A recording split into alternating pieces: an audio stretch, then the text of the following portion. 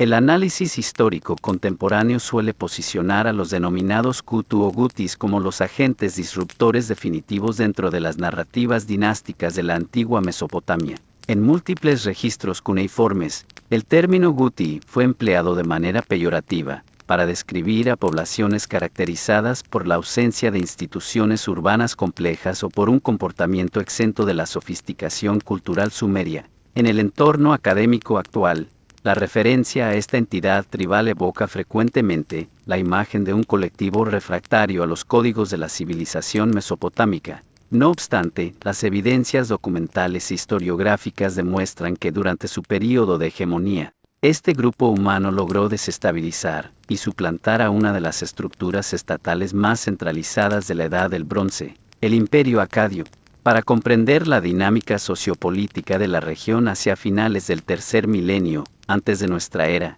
es imperativo analizar los factores estructurales y demográficos que permitieron a estas poblaciones montañesas alterar de forma irreversible el equilibrio de poder en el creciente fértil. Durante el apogeo del período acadio, bajo el mandato de gobernantes como Sargón y Naram-Sin, la llanura aluvial mesopotámica experimentó una centralización administrativa y económica sin precedentes. Ciudades-estado históricas como Yor, Nippur y Lagash funcionaban como núcleos periféricos subordinados directamente al centro neurálgico de Agadé, garantizando el flujo constante de recursos agrícolas y tributos hacia la capital imperial. Este sistema de control aseguraba la hegemonía acadia sobre las principales redes de intercambio comercial que conectaban el Golfo Pérsico con Anatolia y el Mar Mediterráneo. El control de estas vías de comunicación proveía al Estado acadio de un superávit de recursos estratégicos indispensables para el mantenimiento de su aparato militar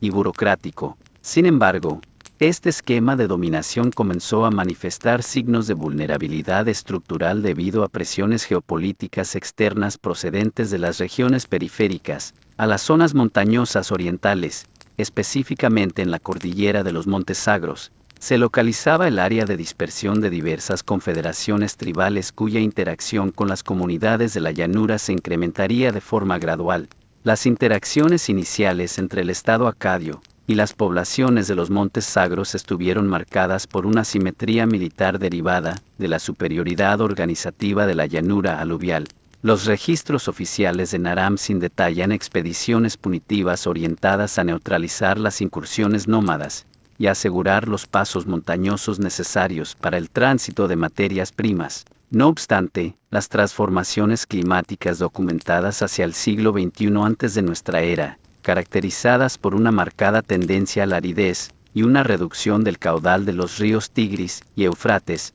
alteraron de forma sustancial los patrones de subsistencia de las comunidades pastoriles de los Sagros. Esta presión ambiental funcionó como un catalizador demográfico, forzando un desplazamiento migratorio masivo de los colectivos gutis hacia las zonas bajas habitadas. A diferencia de las incursiones estacionales previas, este movimiento poblacional adquirió un carácter permanente, desestabilizando los sistemas de producción agrícola de la periferia acadia mediante la ocupación no autorizada de tierras de cultivo y la interrupción de los canales de irrigación indispensables para el sostenimiento urbano. El debilitamiento progresivo de la autoridad central en Agadé, exacerbado por disputas sucesorias tras el deceso de Sharkali-Shari, facilitó el asentamiento definitivo de los grupos gutis en el núcleo de la Baja Mesopotamia. Los textos administrativos de la época reflejan un periodo de fragmentación política e institucional, sintetizado en las listas dinásticas mediante la fórmula retórica que cuestionaba la identidad del legítimo soberano del territorio.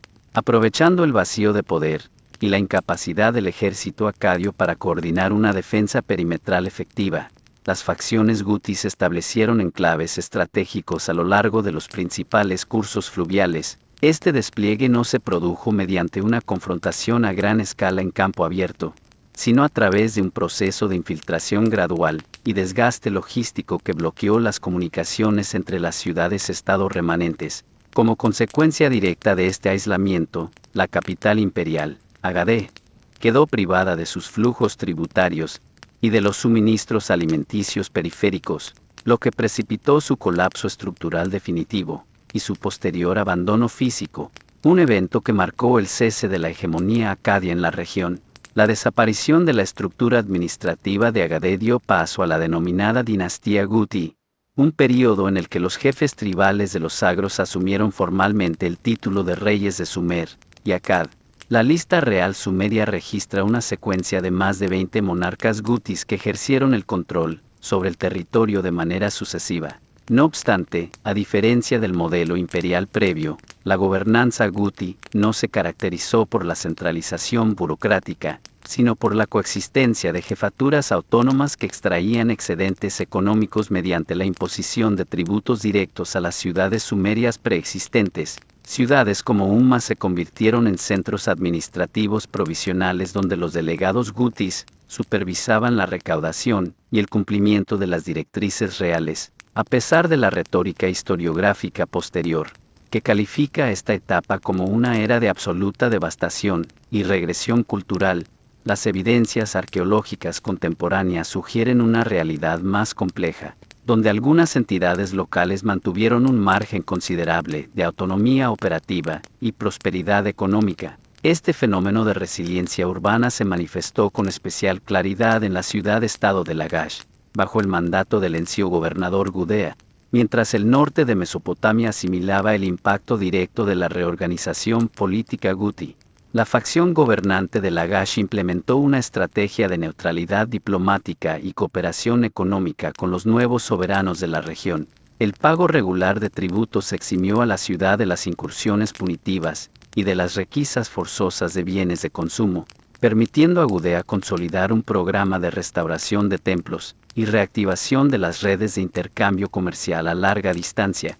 Las inscripciones en las célebres estatuas de diorita de este gobernante documentan la importación de maderas nobles del Líbano y metales preciosos de Anatolia, flujos mercantiles que requerían necesariamente la estabilización previa de los caminos controlados por las fuerzas gutis. Así, el territorio sumerio quedó dividido en un mosaico de zonas bajo supervisión guti directa y áreas de soberanía delegada que financiaban el mantenimiento del nuevo orden sociopolítico. La asimilación de las estructuras administrativas locales por parte de la élite guti fue, sin embargo, fragmentaria y desigual, lo que generó tensiones latentes en el tejido social mesopotámico. A diferencia de las dinastías autóctonas, los soberanos de los sagros no lograron articular una teología política integradora que legitimara su mandato ante el clero tradicional de Nippur. La ausencia de un patronazgo religioso formalizado hacia el panteón sumerio impidió que los gobernantes gutis consolidaran una base de lealtad ideológica más allá de la coacción militar directa. Los textos de lamentación posteriores enfatizan de manera recurrente la profanación de recintos sagrados y la interrupción de los cultos estacionales, fenómenos que la historiografía local interpretaba como una afrenta directa al orden cósmico establecido por Enlil. Esta desconexión cultural y religiosa alimentó un sentimiento de resistencia pasiva entre los escribas y funcionarios de la administración pública, quienes continuaron percibiendo a los detentores del poder como agentes foráneos e ilegítimos. A nivel tecnológico y militar, las fuerzas gutis introdujeron modificaciones operativas en el teatro de operaciones de la Baja Mesopotamia. Su capacidad de movilización táctica se fundamentaba en el empleo de formaciones de infantería ligera altamente móviles, idóneas para las escaramuzas, y el control de terrenos accidentados, lo que inicialmente neutralizó la efectividad de las formaciones compactas y los carros de guerra pesados empleados por los ejércitos de la llanura.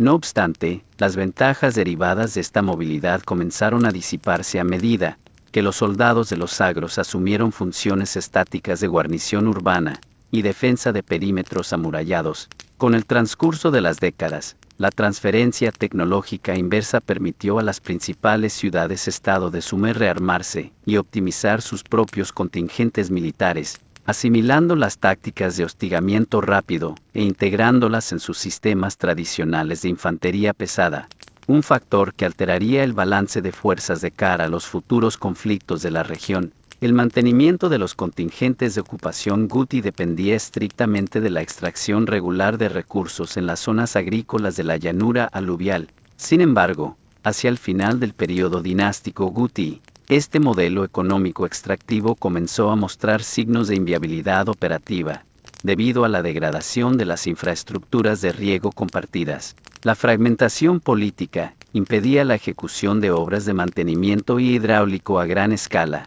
indispensables para mitigar los efectos de la sedimentación en los canales del Tigris y el Éufrates. Como consecuencia, el rendimiento de las cosechas de cebada y trigo disminuyó de forma drástica en los sectores central y septentrional de la Baja Mesopotamia. Esta contracción en la disponibilidad de excedentes alimenticios agudizó la competencia interna entre los propios jefes militares gutis, quienes incrementaron la presión fiscal sobre las comunidades urbanas supérstites, desencadenando con ello un escenario de inestabilidad económica y conflictividad social, que minó las bases de su propio control territorial. Esta coyuntura de vulnerabilidad logística y descontento social fue capitalizada por las élites locales de la región sur, específicamente por la ciudad-estado de Uruk. Bajo la dirección del soberano Utu-Egal, las facciones sumerias comenzaron a articular una estrategia de insurgencia militar coordinada para deponer al monarca Guti-Tirigan,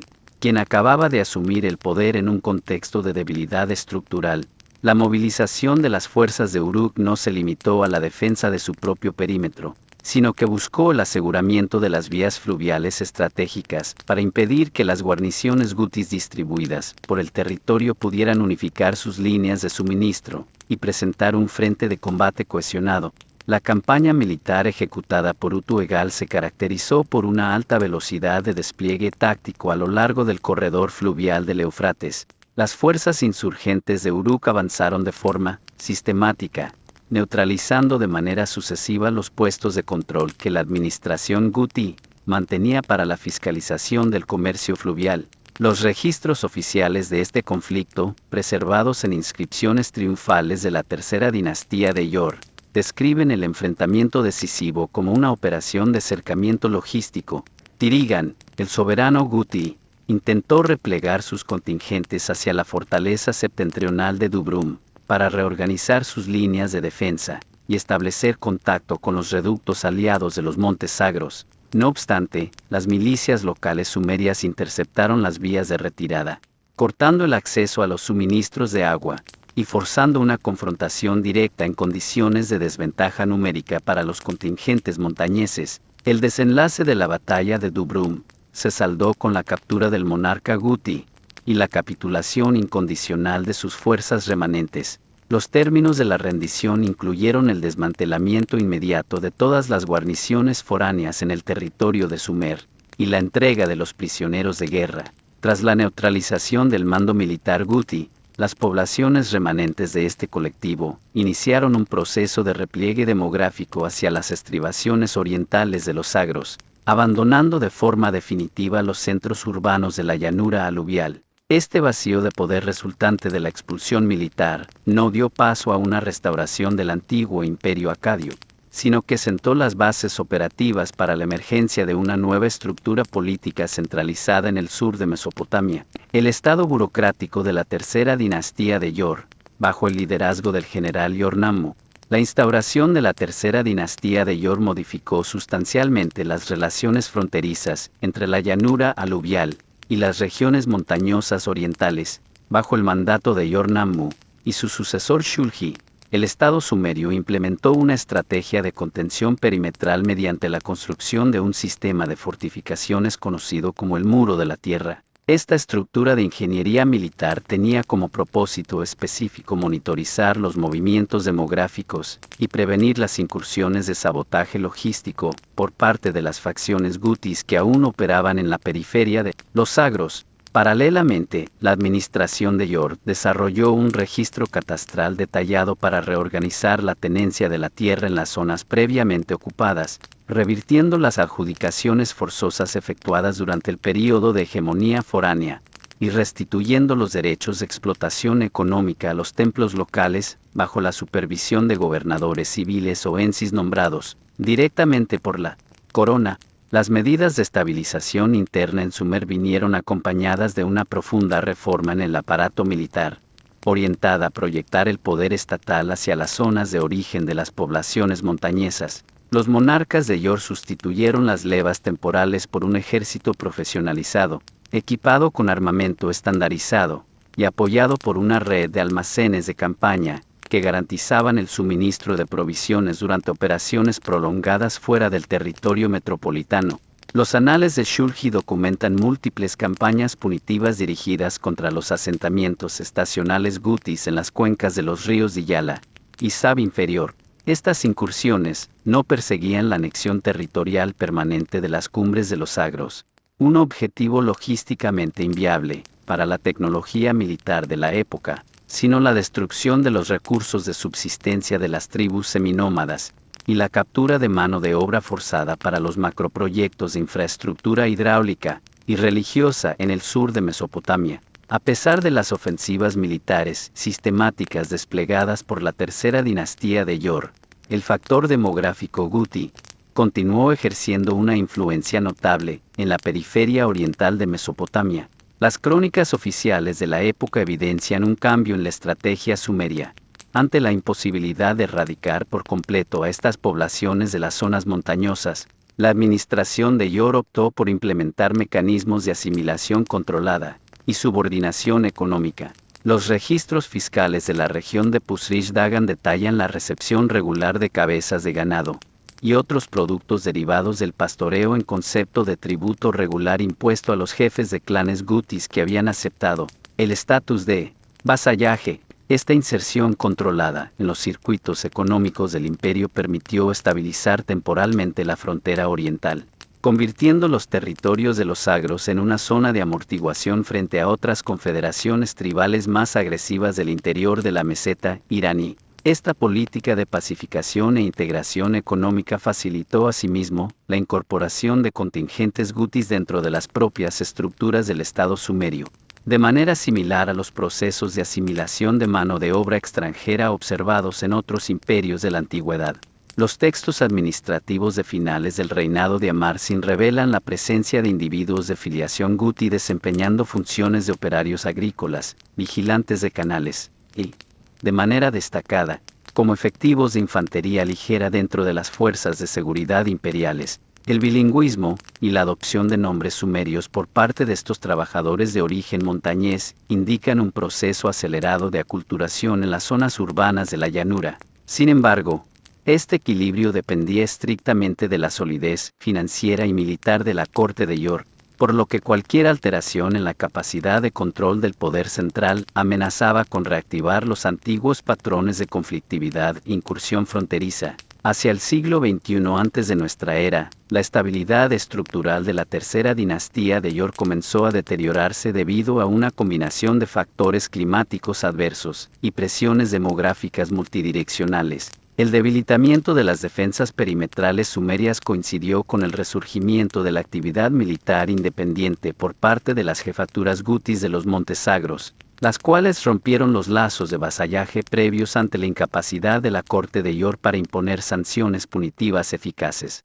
Los informes correspondientes al reinado de Shusin indican que las guarniciones fronterizas fijas del Muro de la Tierra sufrieron ataques frontales y maniobras de flanqueo por parte de contingentes montañeses que operaban en coordinación táctica con grupos amorreos procedentes del noroeste. Esta erosión de la seguridad fronteriza interrumpió nuevamente las líneas de abastecimiento de las grandes metrópolis de la llanura aluvial, sumiendo a los centros urbanos en una situación de aislamiento logístico y desabastecimiento de recursos esenciales. La pérdida del control estatal sobre las redes comerciales del este impidió la recaudación de los tributos ganaderos de los que dependía la subsistencia de los centros de redistribución centralizada. En este contexto de contracción económica, los líderes tribales gutis aprovecharon la dispersión de las fuerzas regulares de Yor para recuperar la iniciativa geopolítica, ejecutando incursiones rápidas destinadas al acopio de grano y bienes manufacturados en la cuenca del río Diyala. A diferencia del periodo de invasión de la época acadia, estas operaciones militares no buscaban la sustitución de la dinastía reinante ni el asentamiento permanente en las áreas urbanas colapsadas, sino la explotación de las zonas de cultivo periféricas mediante un modelo de hostigamiento intermitente que minó la viabilidad fiscal del imperio sumerio hasta su fragmentación definitiva. El colapso definitivo de la tercera dinastía de Yor, sellado con la intervención elamita y la captura del soberano Ibbi-Sin, reconfiguró por completo el mapa geopolítico de Mesopotamia, inaugurando el denominado período de Isin-Larsa. En este nuevo escenario de fragmentación extrema, las poblaciones gutis replegadas en los montes sagros mantuvieron su condición de actores periféricos autónomos, inmunes a los intentos de pacificación de las nuevas dinastías amorreas. Los textos diplomáticos y las cartas reales halladas en los archivos de Shnuna y Mari demuestran que, lejos de haber desaparecido tras la pérdida de su hegemonía en la llanura, las jefaturas montañesas se habían reorganizado en entidades políticas territoriales de carácter regional. Las crónicas de este periodo abandonan gradualmente la retórica de la confrontación étnica total, para describir a los gutis como mercenarios potenciales o aliados tácticos indispensables en las disputas territoriales que enfrentaban a los reinos de la cuenca del río Diyala. La adaptabilidad táctica de estos contingentes les permitió insertarse en los complejos juegos de alianzas de la época, explotando las rivalidades entre las ciudades-estado que competían por el control de las rutas comerciales orientales. Las fuerzas militares gutis, caracterizadas por su capacidad para ejecutar desplazamientos rápidos en entornos geográficos de alta dificultad, eran frecuentemente contratadas por los soberanos de la llanura, para asegurar los flancos montañosos de sus expediciones, o para hostigar las líneas de suministro de sus adversarios. Sin embargo, esta integración en el mercado de servicios militares de la Edad del Bronce Medio no implicó una aculturación total. Las comunidades de los sagros continuaron preservando sus estructuras de parentesco tribales y sus sistemas de liderazgo descentralizados, factores que les permitían romper los acuerdos diplomáticos con la misma celeridad con la que los suscribían, manteniendo así una constante volatilidad en la frontera oriental de Mesopotamia. La consolidación del imperio paleobabilónico bajo el mandato de Hammurabi, a mediados del siglo XVIII, antes de nuestra era, marcó un nuevo punto de inflexión en la gestión de la seguridad perimetral frente a las poblaciones de los Montes Sagros. En el célebre Código de Hammurabi, así como en las inscripciones monumentales de sus últimos años de reinado, se hace mención explícita a las campañas ejecutadas para someter a las regiones orientales, identificando explícitamente a los colectivos gutis como focos de inestabilidad crónica. La estrategia babilónica difirió de los intentos de absorción previos. Hammurabi priorizó el establecimiento de guarniciones agrícolas militarizadas en los valles transversales de los sagros, funcionando como puestos de observación avanzada, y cordones sanitarios destinados a contener los flujos demográficos no regulados antes de que alcanzaran los centros urbanos del Tigris. Estas operaciones de contención militar forzaron una reconfiguración interna en las dinámicas de las confederaciones de los sagros, al verse privados del acceso estacional a los recursos de la llanura aluvial, debido a la eficacia del dispositivo de defensa babilónico. Los grupos gutis incrementaron sus interacciones logísticas y comerciales con otras poblaciones montañesas emergentes, notablemente los casitas. Este proceso de aproximación interétnica facilitó la transferencia de tecnologías metalúrgicas avanzadas y la adopción de nuevas tácticas ecuestres que comenzaban a difundirse por la meseta iraní. De este modo, la presión ejercida por el centralismo de Babilonia aceleró involuntariamente la transformación de las antiguas estructuras tribales de los sagros en coaliciones militares, mucho más complejas, y dotadas de un mayor potencial de penetración estratégica. La asimilación de nuevas tecnologías en la periferia oriental coincidió con el declive paulatino de la autoridad babilónica tras la muerte de Hammurabi. Hacia el siglo XVII antes de nuestra era, los registros babilónicos documentan un incremento en la frecuencia de las escaramuzas fronterizas, donde las facciones gutis demostraron una capacidad operativa renovada gracias al empleo de elementos de infantería ligera mejor coordinados. Los textos administrativos de Samsu-iluna mencionan la destrucción de asentamientos agrícolas fortificados en la periferia oriental,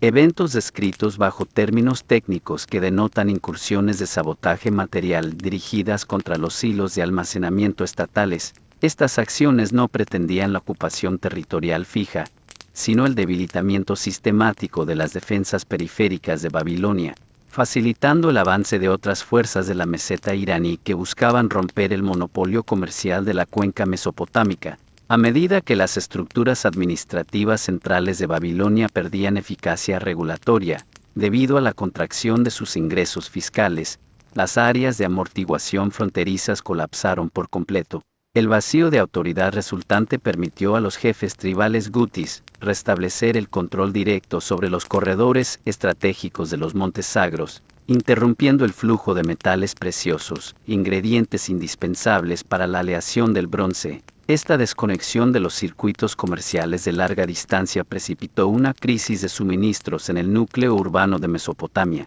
la cual propició las condiciones estructurales para la subsiguiente incursión de potencias extranjeras. Así, las poblaciones de los sagros volvieron a posicionarse como el factor determinante en la desestabilización exterior de los estados de la llanura aluvial, consolidando su estatus de vector de discontinuidad política en el Oriente Próximo. La fragmentación del imperio paleobabilónico, consumada tras la incursión hitita, y la posterior asunción del poder por parte de la dinastía casita, alteró de manera drástica los marcos de referencia documentales en Mesopotamia. Durante el período de la dinastía casita, que se extendió hasta el siglo XII antes de nuestra era, el término guti experimentó una transformación semántica significativa en la Cancillería de Babilonia. Las inscripciones reales y la correspondencia diplomática de esta época comenzaron a emplear el etnónimo Kutu o Guti, ya no como una referencia exclusiva a las tribus específicas de los sagros centrales, sino como una categoría geopolítica arcaizante que designaba genéricamente a todas las poblaciones insubordinadas del este y el noreste. Este desplazamiento terminológico refleja una práctica común entre los escribas mesopotámicos, la aplicación de etiquetas geográficas tradicionales de la Edad del Bronce Antiguo para clasificar los nuevos desafíos periféricos de la Edad del Bronce Tardío. A pesar de esta generalización conceptual, las evidencias arqueológicas procedentes de las prospecciones en el piedemonte de los sagros occidentales confirman que los núcleos poblacionales gutis originales mantuvieron su identidad material diferenciada. Sus patrones de asentamiento continuaron ligados a economías de carácter mixto, combinando la ganadería transhumante con la agricultura de secano en los valles intermontanos. Los análisis cerámicos revelan escasos puntos de contacto con los repertorios estandarizados de la llanura babilónica, lo que corrobora la persistencia de un desarrollo tecnológico independiente y autónomo. Esta desconexión cultural impidió que las autoridades de la dinastía casita lograran integrar plenamente estas zonas dentro del sistema de provincias centralizadas, consolidando a la región de los sagros como un espacio permanente de resistencia a los procesos de asimilación e institucionalización estatales. Hacia el final del segundo milenio, antes de nuestra era, la emergencia del imperio neoasirio en el norte de Mesopotamia introdujo un enfoque de seguridad perimetral marcadamente punitivo en las estribaciones orientales. Bajo el reinado de monarcas como Adad-nirari II y sus sucesores, el aparato militar asirio ejecutó campañas de pacificación sistemática destinadas a subordinar los valles de los sagros que conectaban la meseta iraní con la llanura del Tigris. En los anales de estas campañas, las referencias técnicas a las poblaciones descritas tradicionalmente como gutis se insertan en un contexto de neutralización de infraestructuras logísticas locales. Las operaciones militares asirias no contemplaban la integración diplomática de estos colectivos, sino la desarticulación de sus bases materiales mediante el decomiso sistemático de ganado, y la destrucción programada de los asentamientos estacionales que servían de base operativa para las incursiones montañesas. La superioridad técnica de la maquinaria de guerra asiria, caracterizada por el empleo generalizado de armamento de hierro de alta resistencia y unidades de caballería pesada adaptadas al terreno accidentado, redujo de manera drástica el margen de maniobra táctica de las fuerzas gutis. Las tácticas tradicionales de hostigamiento rápido e infiltración en valles cerrados resultaron insuficientes frente a los dispositivos asirios de asedio y fortificación avanzada. Como consecuencia directa de estas campañas, las confederaciones tribales de los sagros centrales experimentaron un proceso de dispersión demográfica forzada. Los grupos superstites se vieron compelidos a replegarse hacia las cotas más elevadas de la cordillera, o a integrarse de manera subordinada en los circuitos de mano de obra y levas militares controlados por los gobernadores provinciales asirios. El impacto de la dominación neoasiria en las regiones orientales no se limitó a la neutralización operativa de sus fuerzas de combate, sino que alteró de forma estructural la composición demográfica de los valles intermontanos. Los registros de deportación masiva, implementados por la administración asiria como mecanismo estándar de control poblacional y pacificación de focos rebeldes, documentan el traslado forzoso de segmentos significativos de las comunidades catalogadas como gutis hacia las provincias occidentales del imperio, en el actual territorio de Siria y el Levante. Este desarraigo sistemático desarticuló las redes de parentesco y las estructuras de liderazgo tradicionales que habían garantizado la persistencia del colectivo guti durante siglos, dispersando a sus integrantes en entornos urbanos y agrícolas altamente controlados donde su asimilación lingüística y cultural resultó irreversible, mientras los contingentes deportados perdían su identidad diferenciada en las llanuras de la periferia occidental. Los valles de origen en los Montes Sagros fueron sometidos a un proceso de reocupación demográfica por parte de nuevas entidades étnicas procedentes del interior de la meseta iraní, notablemente los medos. Los análisis arqueológicos de los estratos correspondientes al siglo VIII antes de nuestra era evidencian una ruptura nítida en los patrones materiales de la región, caracterizada por la aparición de fortificaciones de diseño arquitectónico innovador y conjuntos cerámicos vinculados a las tradiciones indoeuropeas orientales. Los grupos gutis residuales que permanecieron en el territorio metropolitano se vieron subsumidos gradualmente dentro de estas nuevas coaliciones políticas, perdiendo de forma paulatina su autonomía operativa y su capacidad para figurar como un vector independiente en las crónicas oficiales de la Baja Mesopotamia.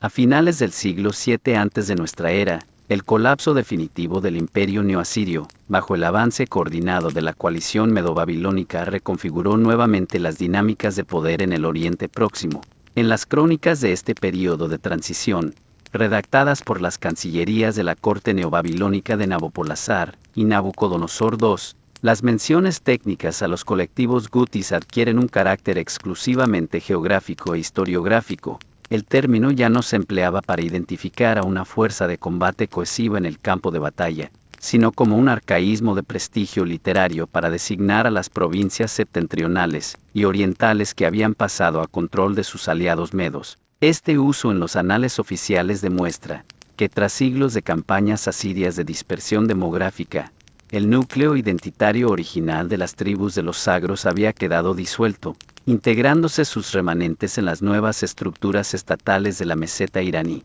A pesar de la pérdida de su soberanía e identidad étnica diferenciada, el rastro documental de las poblaciones asociadas a los sagros continuó figurando en los registros administrativos de redistribución de raciones y listas de mano de obra en la Babilonia tardía. Los documentos de archivo fechados en el siglo VI antes de nuestra era registran la presencia de individuos designados con el apelativo de procedencia guti desempeñando funciones subalternas en los grandes proyectos de reconstrucción urbana de la capital. La persistencia de esta denominación en los textos burocráticos babilónicos responde más a una inercia administrativa de clasificación geográfica que a la supervivencia de una estructura tribal organizada, lo que corrobora que la disolución de su aparato político y militar se había consumado de forma irreversible mucho antes de la caída de la dinastía caldea. La asimilación e integración definitiva de los remanentes demográficos de los sagros orientales se completó tras la caída de Babilonia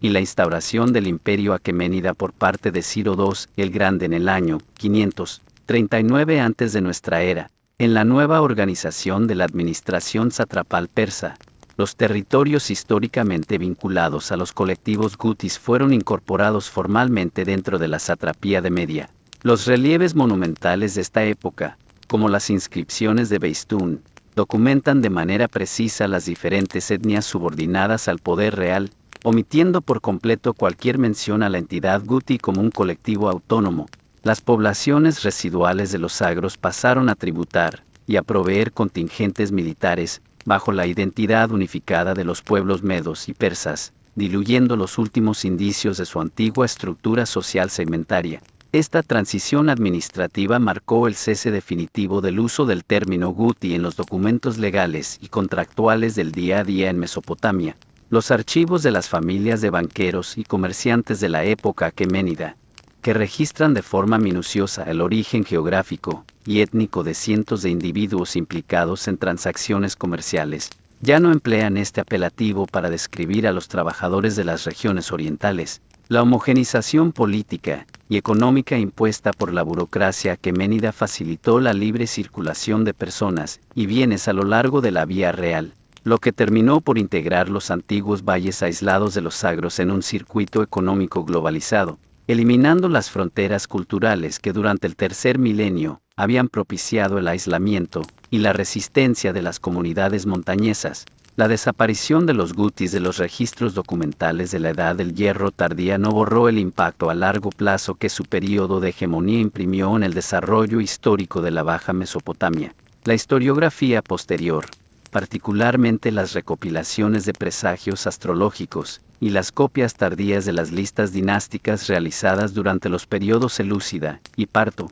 continuó utilizando la memoria de la dominación guti como el arquetipo del colapso institucional y de la vulnerabilidad de las fronteras fluviales. En estos textos de carácter erudito, el análisis de las causas que permitieron la caída de la dinastía de Agadé servía como un modelo analítico para los escribas de las cortes helenísticas, quienes evaluaban los riesgos logísticos de mantener imperios centralizados frente a las presiones constantes de las confederaciones nómadas de la meseta central iraní. A nivel de la geografía urbana, los centros administrativos provisionales que los gobernantes de los Sagros habían utilizado en la cuenca central del Tigris y en la región del Diyala nunca recuperaron la preeminencia económica de la que gozaron durante el tercer milenio. Ciudades como Umma o la enigmática Dubrum, tras ser abandonadas o destruidas en las campañas de expulsión y en los conflictos subsecuentes de la tercera dinastía de Yor, quedaron reducidas a montículos arqueológicos o telestériles que las administraciones posteriores evitaron reconstruir por completo.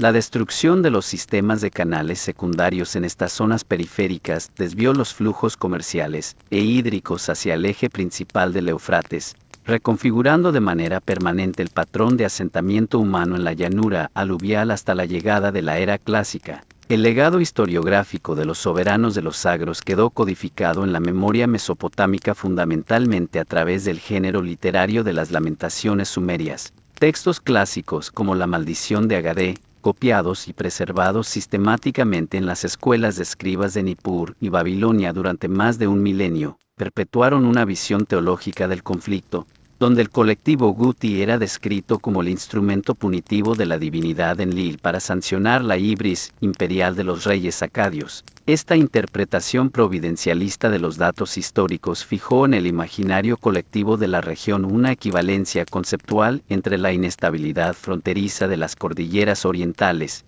y el colapso del orden civilizatorio, condicionando la política exterior de todos los imperios subsecuentes, los cuales priorizaron la contención defensiva en el este sobre la expansión territorial. En el ámbito de la investigación arqueológica moderna, la escasez de monumentos epigráficos firmados por los propios líderes gutis ha constituido un obstáculo metodológico considerable para la reconstrucción pormenorizada de su cronología interna. Al tratarse de una sociedad con una cultura material inicialmente basada en soportes de carácter perecedero, y una baja dependencia de la fijación escrita de sus transacciones, los investigadores contemporáneos se han visto obligados a analizar la presencia guti de forma indirecta, a través de los vacíos documentales, las interrupciones en los niveles de ocupación de las ciudades sumerias y las variaciones estratigráficas en las redes de distribución cerámica. Esta asimetría en las fuentes disponibles ha generado debates metodológicos continuos sobre la verdadera magnitud de la disrupción demográfica de los Sagros frente a la tesis de un declive civilizatorio autoinfligido por el agotamiento de los